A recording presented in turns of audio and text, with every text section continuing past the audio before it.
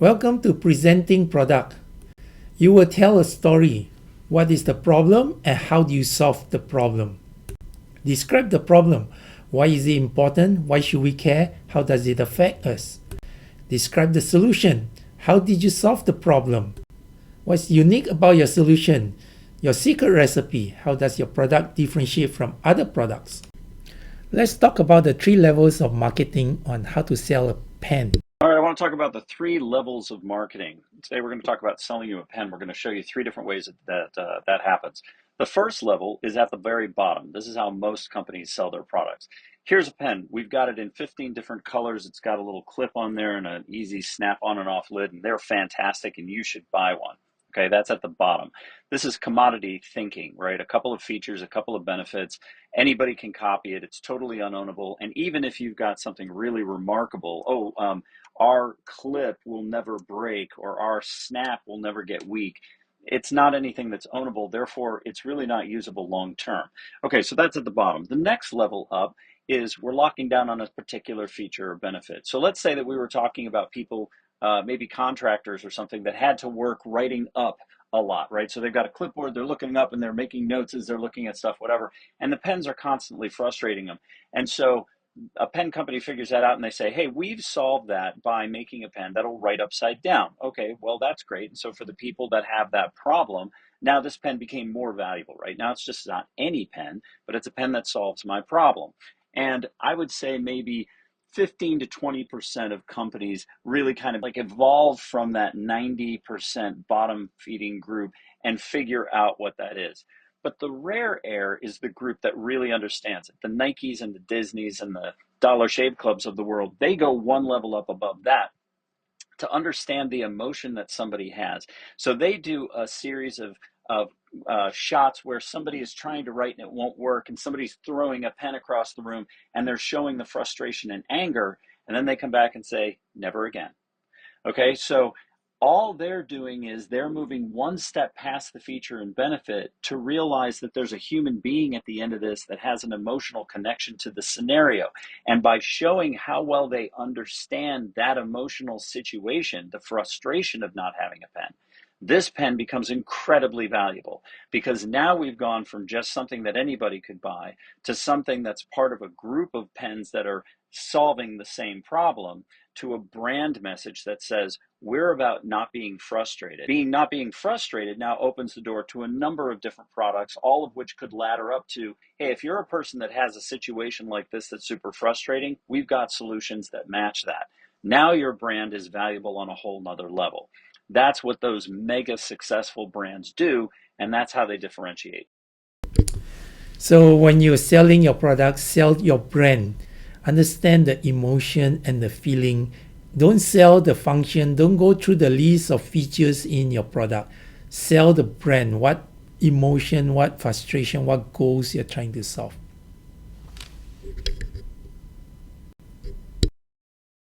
Hi, I'm Mike Cesario. I'm the founder and CEO of Liquid Death. My top 3 pieces of advice for marketing and branding: truly valuable brands transcend simple functional benefits. A Gucci t-shirt costing $700, same t-shirt in Target is $16. They have the same functional benefits and materials, but one brand is worth a lot more because it's so much of a bigger thing than just the functional details of what their product is. Remember that everybody hates your marketing. People hate so much, they will pay money to not have to listen to it. Even if you're telling the truth, the data shows people still think you're lying. Hard work is a waste of time if your idea sucks. Test your idea in some low-cost way to see how viable is it. Use social. Put out a couple posts and maybe one gets 20 likes and another one you did gets 3 likes. You can say, hey, this one with 20 might be something more than the thing with 3.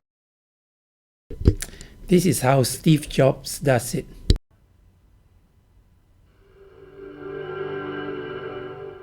Here's to the crazy ones, the misfits, the rebels, the troublemakers, the round pegs in the square holes, the ones who see things differently. They're not fond of rules, and they have no respect for the status quo. You can quote them, disagree with them, glorify or vilify them. About the only thing you can't do is ignore them. Because they change things. They push the human race forward. And while some may see them as the crazy ones, we see genius. Because the people who are crazy enough to think they can change the world are the ones who do.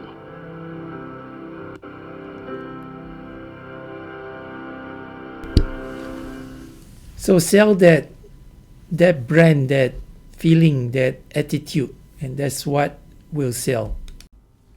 So here is an example of DoorDash pitch, and let's listen to this video. This is a $29 billion pitch. Hi, we're DoorDash, and we enable every restaurant to deliver. For customers, we offer restaurant food delivery in under 45 minutes. And for restaurant owners, we provide our own drivers, and we manage the logistics of delivery. In 15 seconds, he explained what the company does and how it benefits two different parties. Simple and clear. Now, you might think that food delivery is a solved problem, but if you live in Menlo Park or Palo Alto, you know that's not true. Outside of pizza joints, just about no restaurant in this area delivers. Therefore, services like Seamless or Grubhub, which merely aggregate menus but don't actually deliver, don't work. Now he's going into the problem that this app solves. For the solution to sound like an amazing big solution, there has to be a big problem that it solves. He's also showing alternatives that are not as effective at doing what they do. In fact, that means the market is underserved because over 70% of the United States live in areas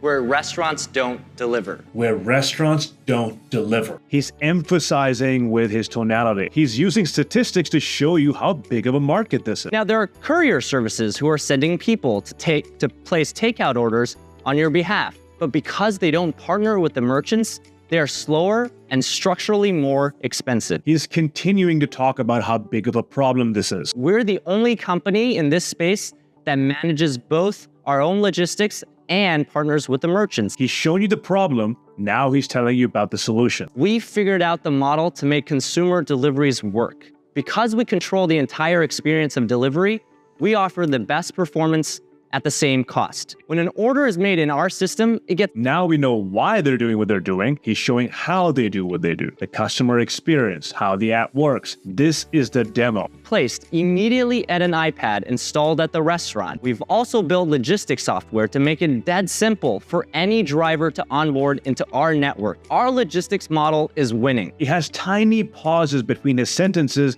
and his language is so simple it's easy to understand. In over 3,500 deliveries, we've averaged 44-minute delivery times. Even the charts that he's showing, it's so simple to understand. He's not overwhelming you with data. Between when you place your order and when you receive your food.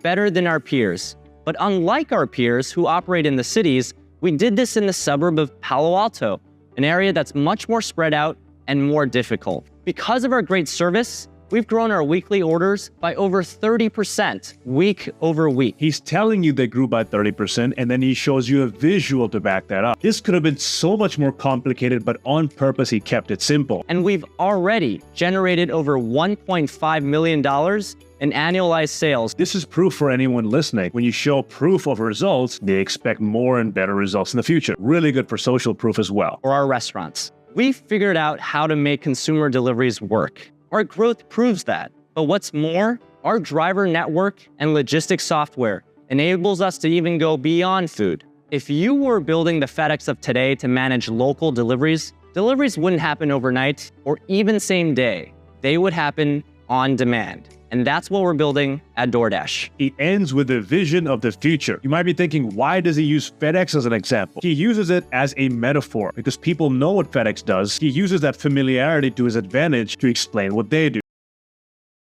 Okay, so please review this pitch. It's very short, but all the points are given, and look at the slides that he has. Very big, very simple, and I assume he practiced a lot of this. So when you pitch to a VC or investor, look at this, review them, all the different segments that needs to be presented.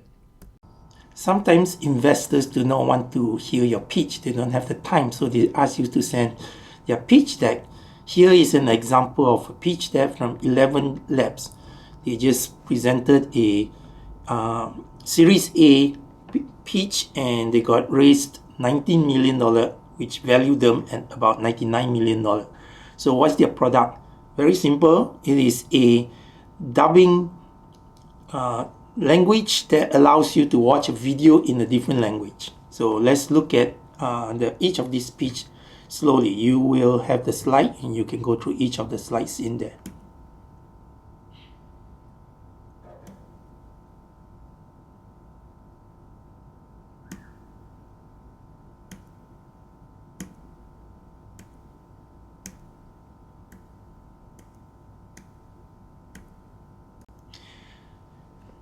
So here we will look at past videos from previous students who have developed their pitch videos for this class. We will play this in class.